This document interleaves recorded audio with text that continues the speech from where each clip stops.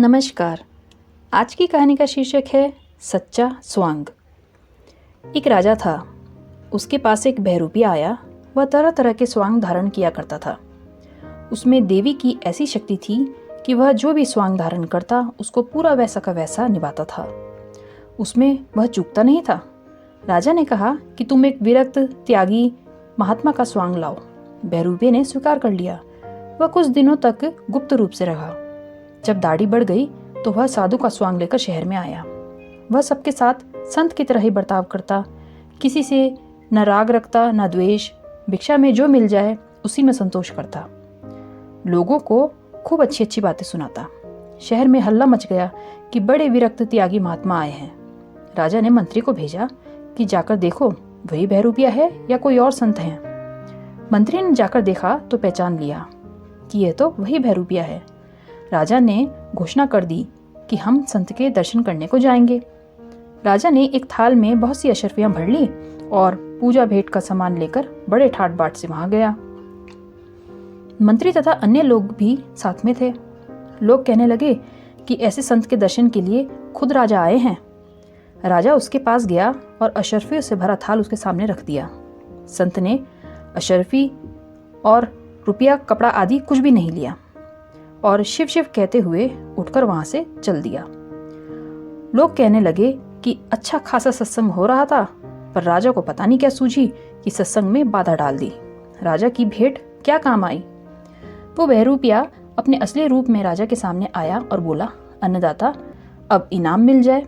राजा ने पूछा कि क्या तुम्हारे मन में है कि मैं कितने रुपए इनाम में दूंगा। वह बोला कि आपकी मर्जी, आप जो देंगे उसी में मैं राजी हो जाऊंगा। राजा बोला, तू मूर्ख है, मैंने इतनी अशर्फियां तुम्हारे सामने रखी पर तुमने उनको छोड़ दिया। वह बोला, अन्नदाता, मैंने साधु का स्वांग लिया था, फिर मैं वह काम कैसे कर सकता था जिससे साधु के स्वांग को बट्टा लग जाए। अगर मैं रुपयों पर मोहित हो जाता तो मेरा स्वांग बिगड़ जाता और भगवती माता भी नाराज हो जाती। राजा बहुत प्रसन्न हुआ कि यह बात तो ठीक कहता है। राजा ने उसको बहुत सा इनाम दिया। एक दिन राजा ने बहरूपिये से कहा कि तुम सिंह का स्वांग लाओ। वह बोला, अन्नदाता, मैं स्वांग पूरा करता हूँ, उसमें चूकता नहीं हूँ, इसलिए आप मेरे से सिंह के स्वांग के लिए न कहें, यह स्वांग खतरनाक है। राजा ने कहा, हम तो सिंह का स्वांग ही देखेंगे। बहरूपिये ने कहा, अगर कोई नुकसान हो जाए तो पहले ही मेरा गुनाह माफ कर दें, नहीं तो कोई दूसरा स्वांग लाने की आज्ञा दे। राजा ने कहा, हम पहले से ही तुम्हारा गुनाह माफ करते हैं, तुम सिंह का स्वांग लाओ। बहरूपिया सिंह की खाल पहनकर सिंहावलोकन करता हुआ इधर उधर देखता हुआ आया। वह आकर सिंह की तरह बैठ गया। राजा का लड़का वहां खेल रहा था। वह खेलते खेलते वहां आया और सिंह बने हुए बहरूपिये को पीछे से लकड़ी मार दी। सिंह ने दहाड़ लगाते हुए चट से उस लड़के को मार दिया। राजा को बड़ा दुख हुआ कि यह कैसा स्वांग है कि मेरा लड़का मर गया। दूसरे दिन बहरूपिया रोता रोता आया और बोला, अन्नदाता, आप क्षमा करें, मैंने पहले ही कह दिया था कि ऐसा खतरनाक स्वांग मेरे से मत करवाओ। मेरा शक्ति माँ का इष्ट है, अगर स्वांग बिगाड़ दूं तो माँ नाराज हो जाए। राजा बोला, तुम्हारा तो स्वांग है, पर हमारा कितना नुकसान हो गया, राजकुमार मर गया। परंतु अब राजा कर भी क्या सकता था, वह वचनबद्ध था। बहरूपिये ने पहले ही क्षमा मांग ली थी। राजा के पास एक नाई रहता था। उस नाई ने राजा को सलाह दी कि इस बहरूपिये से सती का स्वांग मंगाओ। सती पति के पीछे जल जाती है और सती का स्वांग करेगा तो जलकर मर जाएगा और राजकुमार को मारने का दंड इसको अपने आप मिल जाएगा, हमें दंड देना भी नहीं पड़ेगा। राजा ने बहरूपिये को बुलाकर कहा, भाई तुम सती का स्वांग लाओ। वह बोला, ठीक है अन्नदाता, ले आऊंगा। शहर में लावारिस मुर्दा पड़ा हुआ था। उसको देखकर बहरूपिया सती का स्वांग बनाया। 16 श्रृंगार करके ढोल आदि बजाते हुए वह मार्ग से चला। लोगों ने देखा कि कोई स्त्री सती होने जा रही है। राजा के पास समाचार पहुंचा तो मंत्री से पता लगाने को कहा। मंत्री ने पता लगाया कि यह वही बहरूपिया है। राजा ने अपने आदमियों को भेजा और इसको अच्छी तरह से जलाना जिससे यह बच ना पाए। नदी के किनारे शमशान घाट था। लोगों ने वहां बहुत ज़्यादा लकड़ियाँ इकट्ठी कर दी। वह सती बना हुआ बहरूपिया मुर्दे को गोद में से लेकर चिता पर बैठ गया। लकड़ियों में आग लगा दी गई। इतने में जोर से आंधी और वर्षा आई। आंधी और वर्षा आने से सब लोग भाग गए। घर का कोई आदमी तो ठहरे, घर का तो कोई न था।